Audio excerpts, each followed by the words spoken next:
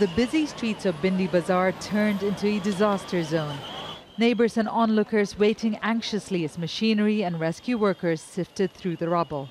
5 minutes के बाद में फिर आया तो देखा तो ये I live in this area along with many of my friends and family. We are a close community. I've been waiting and watching since this building collapsed, and I've just found out that my friend has been pulled out of the rubble alive. The building was more than 100 years old and had been declared unsafe in 2011 by the Housing Board. Yet nearly a dozen families lived there. It also had warehouses on the ground floor along with the children's play school.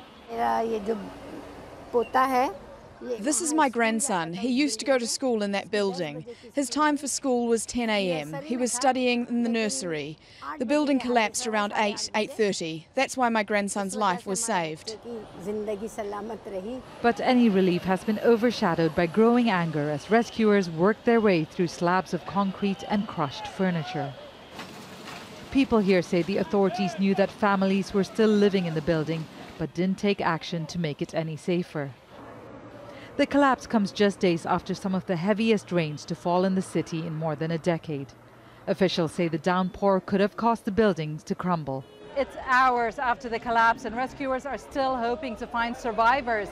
Now the rescue workers and firefighters are being praised for their efforts, but they say this sort of thing happens so often in the city, this operation is now considered routine. This is the third building to come down in less than a month. Mumbai has a shortage of housing and many of its low-income residents live in old and dilapidated buildings, often deemed unsafe. They say it's the only way they can afford to live in a city with one of Asia's highest property prices.